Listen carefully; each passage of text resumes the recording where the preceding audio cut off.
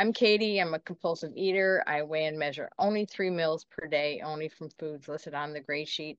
I commit them to my sponsor. I don't eat in between no matter what. And abstinence and the God of my understanding are the most important things in my life today. And it is by God's grace that I'm abstinent today. And I've seen some of you over in the States on meetings. And those I haven't met, nice to meet you. I don't think I was always a compulsive overeater. Some people come in and say I came out that way, but I don't remember as a little girl being obsessed with food or even thinking about food or having, obsessive food thoughts. I can remember what happened. I had a defining moment when I think I crossed that line or turned the corner. My mother came into my room one night when I was getting ready for bed, and she said, "Your dad and I have noticed you've gained some weight. You might try and watch it." And I was mortified. I mean, I had already learned in my family that being fat was worse than a mortal sin. And I was just embarrassed. I was humiliated. I was scared because I didn't want to be fat. And so that was the beginning of, I would get up in the morning and I would exercise, and then I would eat a minimal breakfast. I would walk to school. I would eat nothing for lunch, and then I would walk home from school, do some sort of exercise, either go play tennis or do something, and then eat a very small dinner and then exercise again before I would go to bed. And that was the beginning of 20 years of heavy restriction and compulsive exercising. I could never outrun the binge, though. I ate in 5 minutes what would take me, 2 minutes to eat. So, or I could consume in 5 minutes what would take me all day to burn off or more. So, I think I was pretty innocent. I look at pictures of myself when I was a little girl and I see the innocence and the innocence that was robbed from this disease robbed me of that. This little girl, and I almost cried when I saw her little pictures, just like, oh, that it to me it's so sad. I have a new granddaughter, which was the picture that I had up. I always think people like better looking at her than they would want to look at me. And I'd prefer looking at her. These Zoom meetings, I swear. And then they have a little thing that says, "Do you want to have your touch up?" I don't know what it does, but it doesn't make mine look any better.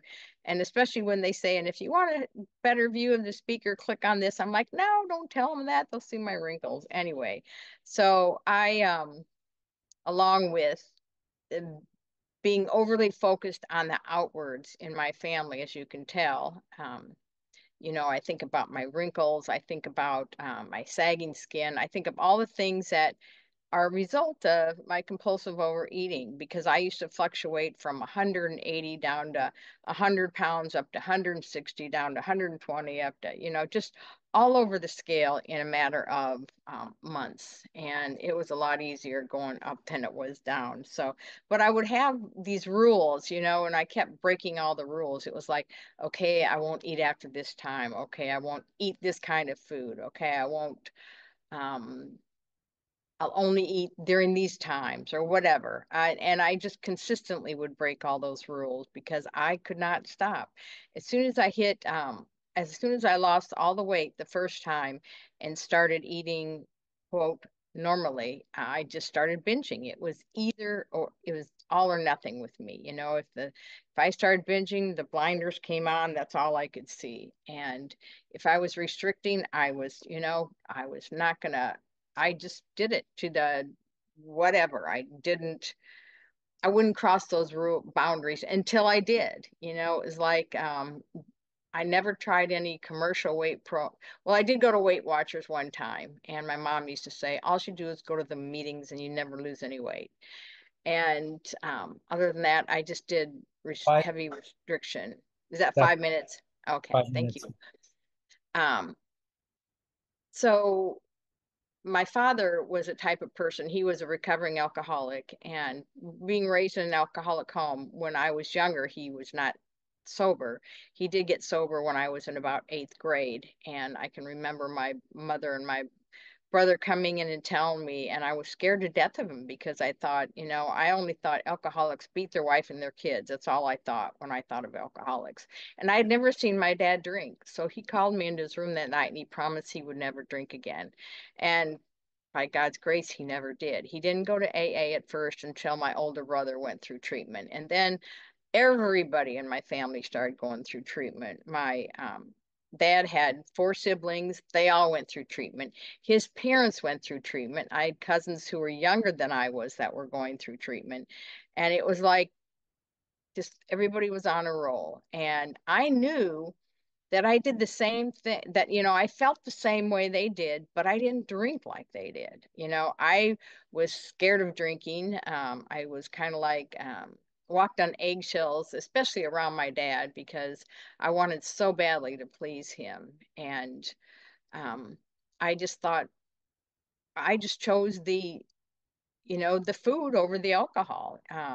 I do think I probably would have become an alcoholic. I'd already chosen food as a drug of my choice. And I say that with tongue in cheek because nobody chooses to be a drug addict. I didn't choose to be a food addict. I didn't want to be a food addict. But they say it's very typical of daughters of alcoholics to have eating disorders or food addiction. And that's what I had. And I ultimately went on vacation with my brother and sister-in-law, and it was a whole bunch of people from AA.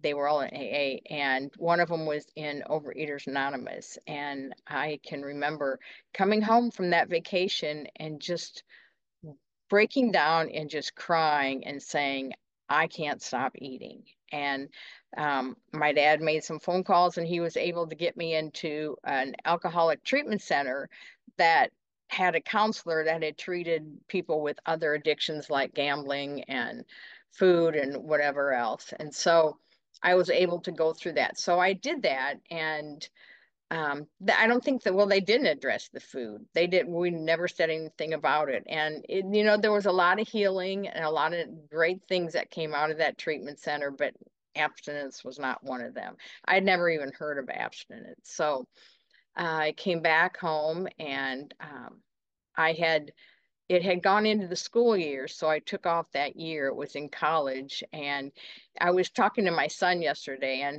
but my son, I always think about, what beginners want to hear. And I used to tell him all the time, it's a lot easier to get abstinent than it is, or it is a lot easier to stay abstinent than it is to get abstinent. And I would ask him, I said, what do you want your life to look like down the road? And I said, in order to get to be that down the road, you have to abstain today. You can't say, okay, I'll just eat today and then tomorrow I'll start. That doesn't work. So anyway, um, I lost my train of thought. Let's see, where was I? So I took off that semester and I remember going back. It was tough. I was telling my son, that's what I started. I was telling my son yesterday because he has, he's got a year and a half of abstinence now. And I prayed for that child for 13 years.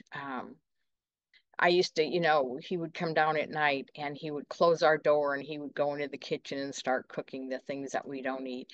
And I knew there was nothing I could do for him. And I just kind of would roll out of bed onto my knees and start praying because I knew nobody could do anything for me. One time when I was trying to study for grad school, my dad said he would come over and babysit me, so that I wouldn't eat. And I thought, I just had to laugh because I would lie, cheat, or steal to get away to get my food. And that was what I do. And I say, I still lie, cheat, and steal today, but I just don't eat or drink over it. And I do that less.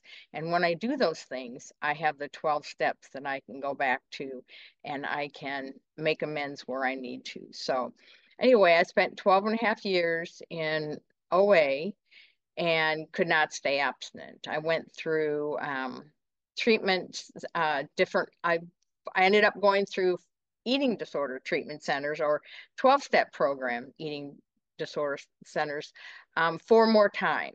And I could not stay abstinent. So over the course of those 12 and a half years, 5 treatment centers, and I still was every time I would start binging or go off the food plan, I would just check myself back in because I knew I could not stop.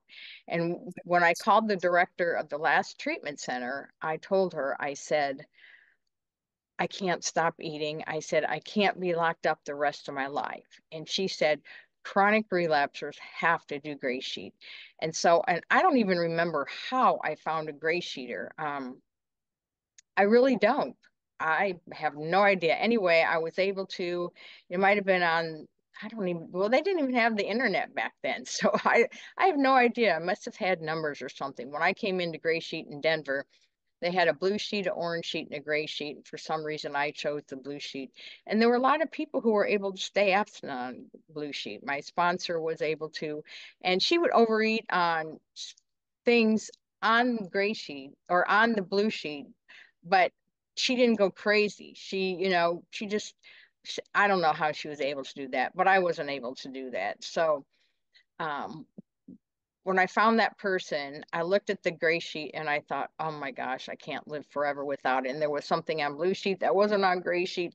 And it was a vegetable that we don't eat. And I thought, can't live without those for the rest of my life. And my husband looked at me and he said, you've had enough of those to last your lifetime. And I had. I would buy a 5 or 10 pound bag of them, bake them all, and I would eat them all. I knew that I couldn't eat sugar and flour.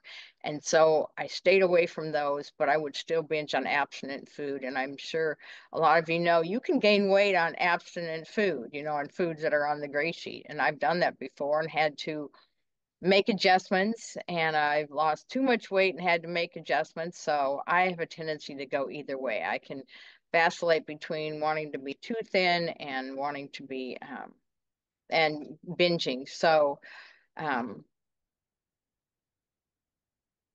where did I go from there? Let's see. I Katie, ended up going. Katie, you have 7 minutes. I think Joel's sound is gone, and so I just want to let Okay. you know. All right. Thank you.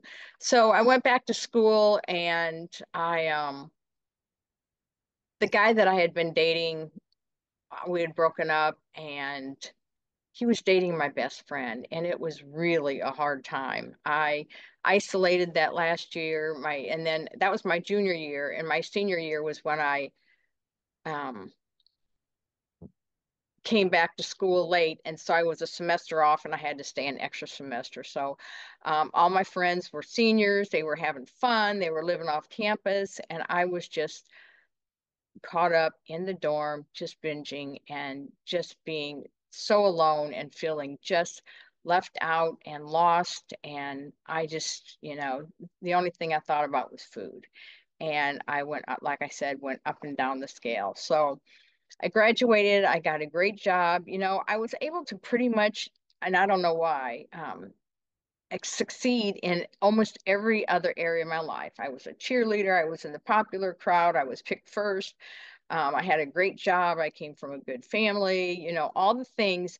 And the truth is, I think God sometimes gave me those things so that I couldn't sit around and say, oh, if only I had this, or if I had your life, then I could, be abstinent too. But truth is, I would have given up all those things to be thin because that was the only thing that I wanted and the only thing that I couldn't get.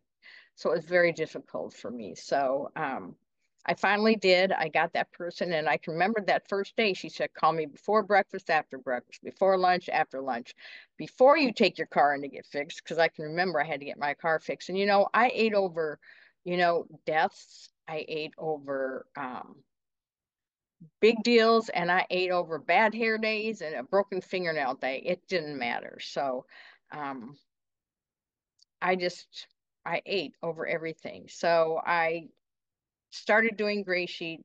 I did, I never looked back. I heard the expression yesterday, and I think it's a term. It's a one chip wonder. And I came and I had one day one, and that was it. I never had to go back. And that is nothing that I've done. That That's is five totally minutes. God's grace. That's 5 minutes, Katie. 5 minutes. Okay. Well, I better get to the good things because there are a lot of good things that have. Well, I can remember going through drive-throughs, ordering two of everything, so that someone would think that I was eating for two people. I had to have two of the main courses, two of the sides, and two drinks, so they would think that. But I don't think they really cared. So other things, I snuck food. If push came to shove, you'd find me in a dumpster beside some fast food restaurant, because I ate out of the garbage. I got to where I would bug spray on my food that I threw out because I knew I'd go back for it.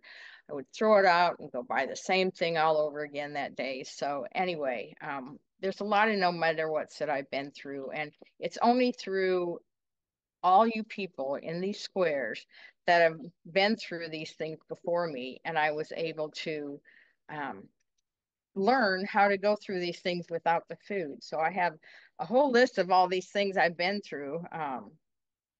Let's see. Oh, well, I went through infertility, and I'm sure that's a result of the things that I did to my body through my disease. I was able to get pregnant. I had twins. I was hospitalized at 30 weeks and delivered at 34 weeks, and I stayed in the hospital with them. And I just told the hospital staff, I said, you tell me, or I told my doctors, tell me how many calories you want me to eat, and I will figure that out within my food plan. And I was able to do that. My husband brought up extra food for me or whatever I needed to supplement, but that worked out. So I was able to do that. I went through my mother's death in abstinence, and she was in a hospice. It was really a beautiful thing. And if I hadn't been, abstinent, I would not have been able to help her.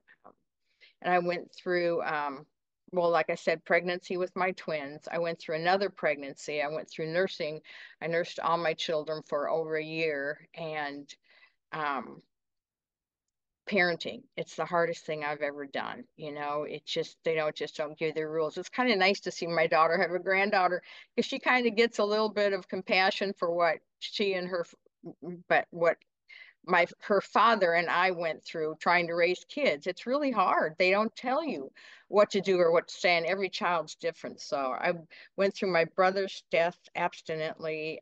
We own our own business, and I've gone through the ups and downs of owning a business, whether it's a toilet that's overflowed, or not being afraid from week to week whether we're going to make payroll or not in the beginning. And I've been on cruises with rocking boats, and I didn't have a digital scale. I didn't have a non-digital scale, which I can't believe I didn't do, and that was after I'd been in OA for a long time. So I ate a lot of those little white things that come out of an animal that I could count rather than weigh. So I've been on vacations.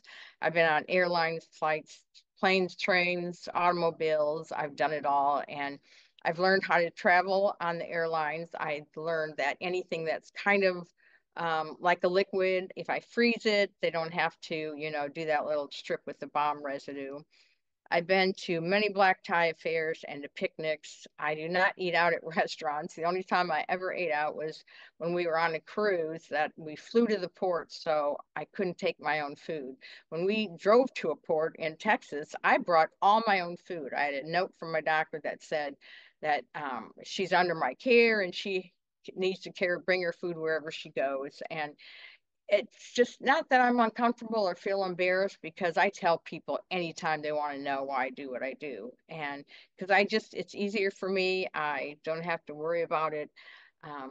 1 minute, It's Kate. just, 1 minute. oh, thank you. So I survived our move to Texas, surgeries, colonoscopies, the coronavirus, trips to foreign countries with and without English speaking people. I survived braces. I survived, like I said, my son, going through his um, horror stories, we say. And I always say, your horror story might be someone's survival guide someday. I survived my daughter's wedding. That was a big deal. And I'm surviving my, granddaughter and having to relearn how to do things with kids, because if I'm on a meeting, she wants my phone. So if I hide my phone and put my earpiece in, she wants my earpiece. And if I'm eating, she wants my food. So, I fight the food with the food. I love my food. My husband says, if only you looked at me like you look at your food, because I do. I love to eat. And, Gray Sheet gives me that ability. And I'm just grateful to be abstinent. And there's my time. And I'd love to hear what other people have to share. And thank you again